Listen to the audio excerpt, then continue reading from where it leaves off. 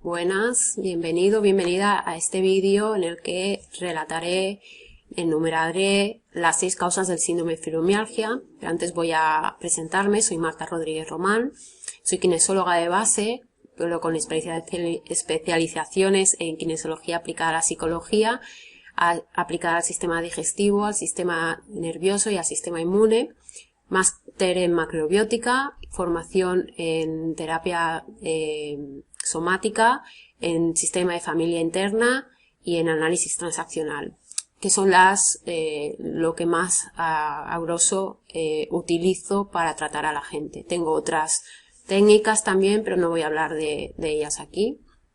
Entonces, bueno, vamos a empezar con la presentación. Bueno, como he dicho, son 6 causas. Vale, empezamos por la inflamación subclínica. La inflamación subclínica, claro, viene por el consumo de procesados, alcohol, químicos. Los químicos y tóxicos pueden estar no solo en lo que ingerimos, sino también en el ambiente, tipos de pintura, cosmética, productos para la limpieza. Entonces, ¿por qué hay personas que les afectan más que a otras? ¿Por qué hay personas que se les inflaman las células más que a otras? Por este tipo de... porque ya pueden tener bastante carga que llega genética, o sea, que tengan unos padres que fumaban, que bebían, que se alimentaban mal, o que tenían muchos empastes en la boca, o etc. Otra, que ya desde pequeños estuvieran expuestos a ciertos químicos, y otra, que tengan un polimorfismo genético que impida que tengan una buena metilación en el hígado y que puedan tomar esas sustancias químicas, el hígado, tomarlas, desactivarlas y desecharlas por la orina. Entonces, claro, cada persona, por eso hay personas que comen todas las porquerías del mundo y no les pasa nada, y personas que no. Bueno, ¿qué pasa? Cuando hay una inflamación subclínica, hay un daño, ¿no? Las células no están pudiendo, se inflaman las células porque se llenan de porquería, digamos, de tóxicos, y no están pudiendo soltar esos tóxicos porque la barrera se impermeabiliza la barrera de la célula y no puede soltar esos tóxicos y hacer entrar el agua y los nutrientes. Y bueno, entonces, ¿qué pasa? Que envía señales de dolor al sistema nervioso conforme hay un daño, porque el daño está... pero claro, no es como un tobillo que dices, bueno, necesito reposo y ya se curará el tobillo, ¿no? O un dedo, lo inmovilizamos y ya seguirá curando el dedo. No, sino que es a nivel todo sistémico, todo el cuerpo está inflamado y no para de enviar señales de dolor. Entonces, bueno, las personas que tienen inflamación subclínica, seguro que esto que estoy describiendo lo notarán que sus articulaciones, su piel, ¿no? Todo el cuerpo, o zonas más que otras, están como acolchadas, están como inflamadas, ¿no? Que hay cierta inflamación, ¿no? El abordaje sería una dieta antiinflamatoria y suplementación específica para combatir la inflamación. Otra causa es un virus herpético. A ver, el 95% de la población es portador de algún virus herpético, sobre todo del Epstein-Barr. ¿Qué pasa? Que bueno, que si tienes un buen sistema inmune, que el sistema inmune empieza por el sistema digestivo, entonces puedes mantener a raya esos virus y los mantienes en fase 1, fase 2 y no pasa nada. Pero si te falla el sistema digestivo, te falla el sistema inmune también por un tema de estrés continuado, por un evento puntual que te causa muchísimo estrés, como puede ser un divorcio, un parto, la muerte de un familiar, y tu sistema inmune baja, entonces estos virus pueden mutar a fase 3, 4, y entonces cuando llegan al sistema nervioso, penetran en él y pasa igual que cuando tenemos un herpes en el labio, que hay picor, que hay ardor, ¿no? Y entonces eso el cuerpo lo siente en todo el cuerpo, un picor, un ardor, las personas pueden llegar a sentir que tienen neuropatía en las manos, en las piernas, en la boca, en los pies, sobre todo en la cara, en los labios, ¿no? Depende de qué tan extendido esté, ¿no? Entonces, bueno, las personas que tienen, se puede hacer un análisis, mirar si la persona tiene anticuerpos, pero no hace falta. Si la persona siente todos estos síntomas, pues directamente tendríamos que ir a los abordajes. Una dieta que suprima los alimentos de los cuales los virus tienen más oportunidad de alimentarse, y una suplementación para inhibir la replicación vírica, para subir las defensas y para bajar la carga vírica. Otra causa podría ser una rectificación cervical o una mala alineación de columna. Yo aquí este tema yo no lo trato, pero por eso indico que vaya a un especialista. Si alguna vez has tenido un latigazo cervical o de siempre tienes problemas de espalda y te duele la espalda, pues ir a profesionales, ¿no? Que te ayuden con este tema. El sistema nervioso, vale, tenemos el sistema nervioso que tenemos la parte parasimpática, que es la que utilizamos para descansar, para reparar nuestros órganos, para reparar nuestras células, para tener una buena digestión, para poder relajarnos, ¿no? Y tener un sueño profundo. Y tenemos el sistema simpático, que nos pone en alerta, nos pone en lucha o huida o en congelación. Cuando vemos que la lucha o la huida no son viables, nos congelamos, como hacen algunos animalitos que se hacen los muertos, pero es que en realidad es un sistema simpático que está en activo en ese momento. No pueden huir, no pueden luchar contra el depredador, y entonces se congelan y se quedan como muertos, y el depredador piensa, uy, no, esto es comida en mal estado, no me lo voy a comer. Entonces, ¿qué pasa? Que una persona que ha tenido traumas con T mayúscula o traumas con T minúscula, los traumas con T mayúscula son, por ejemplo, una agresión, un robo, un accidente, una guerra, un asalto, un abuso. Eso es un trauma con T mayúscula, pero también están las personas que tienen traumas con T minúscula, que son esas personas que bueno, desde pequeñas en su familia pues no les hacían el caso que necesitaban. Un niño que necesita ciertos cuidados y no los ha tenido, como una buena regulación emocional, ¿no? Padre, madre, hijo.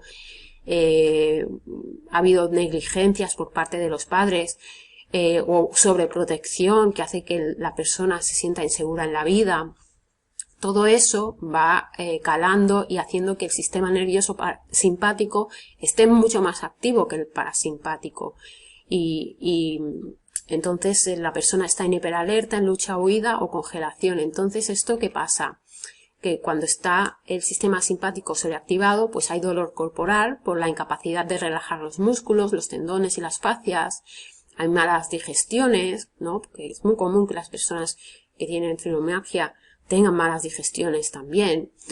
Falta de concentración, mala memoria, confusión. ¿Por qué? Porque la amígdala está más activa que el córtex prefrontal, entonces cuesta ponerle atención a las cosas y las personas se olvidan de las cosas. También el hipocampo, cuando la amígdala está más activada, el hipocampo deja de memorizar.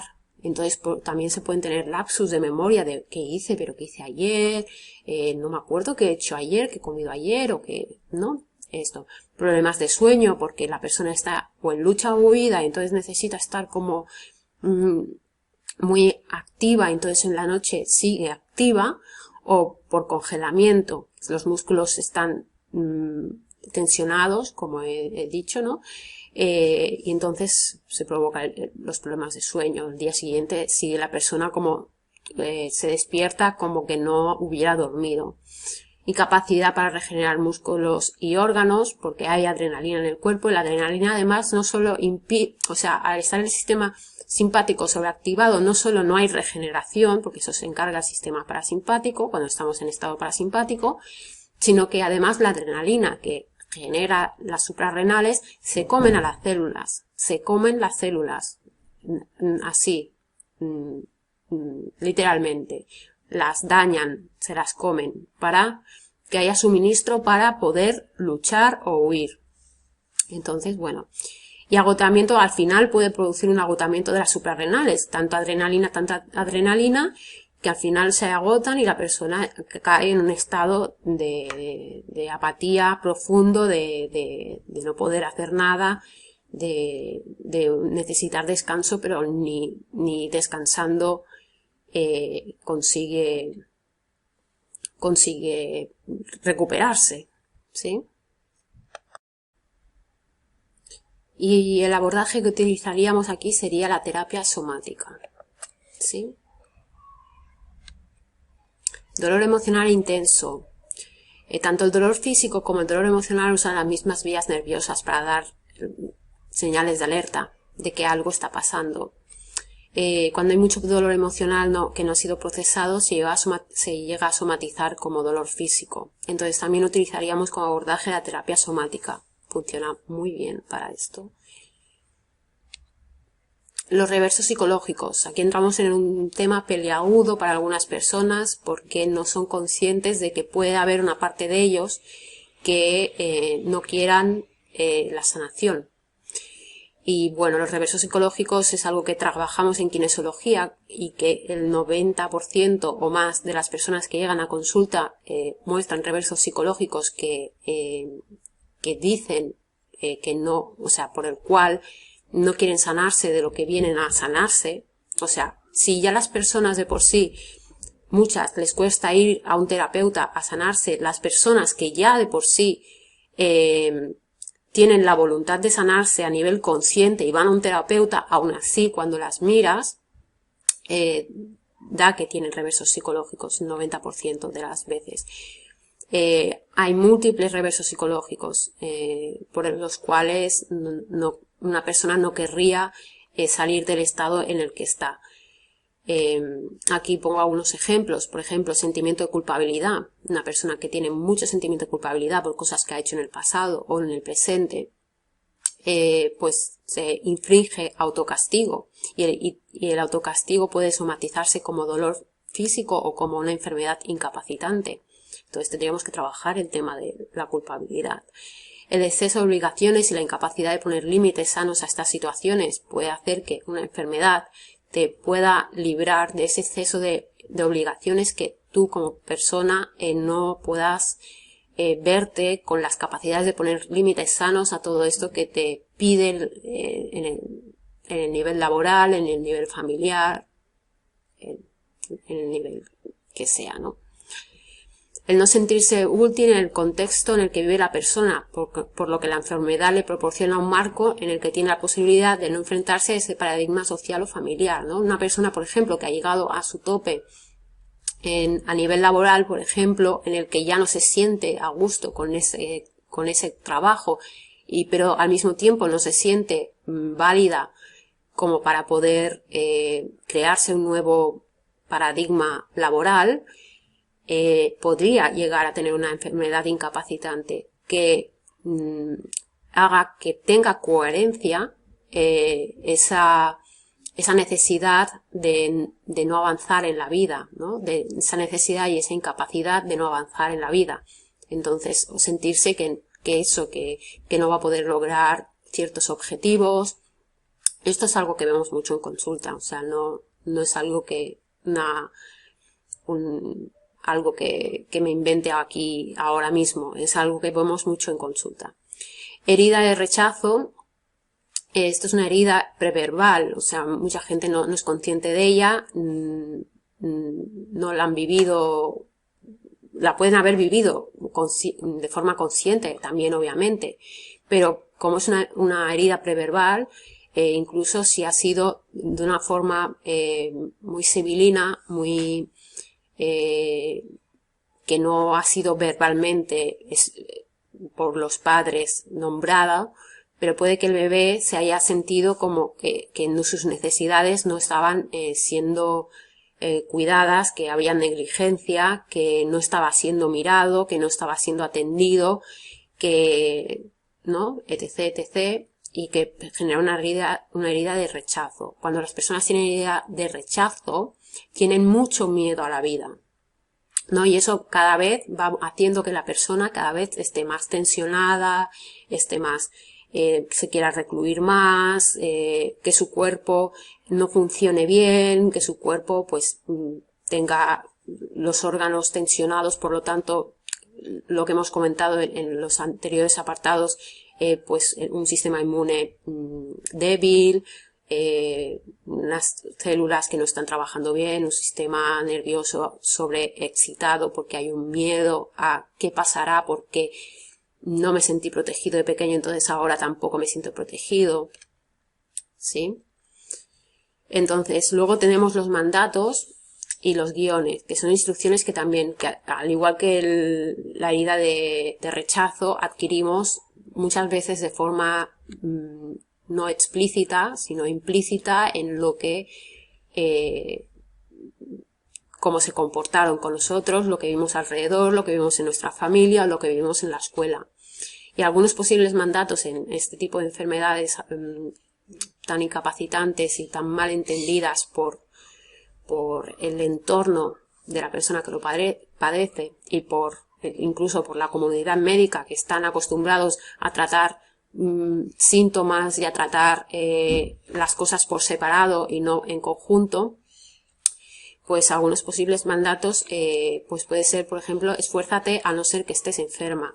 O sea, hay 24 mandatos y pueden jugar entre sí. Por ejemplo, si la persona tiene un mandato de esforzarse, de no hacer las cosas desde la diversión, desde el logro, pero desde el logro hecho desde la diversión, como hacen en algunos otros países, que en el colegio te hacen las actividades desde el juego, ¿no? Entonces, aquí en España y en otros países es más como tienes que esforzarte y hacer las cosas así y asá, ¿no? De manera que se vea más el esfuerzo que no el resultado y que la persona lo haya asimilado, ¿no? Entonces, bueno, no me enrollo más con este tema porque es un tema, claro, el tema de la educación que es larga de contar. Entonces, si tenemos un mandato de esfuérzate y al mismo tiempo, a no ser que estés enferma, pues entonces aquí jugando estos dos mandatos, pues podría ser que la persona diga, pues yo ya me he cansado de esforzarme en la vida y no me ha resultado, no he conseguido lo que quería conseguir, o, ¿no? etc, etc.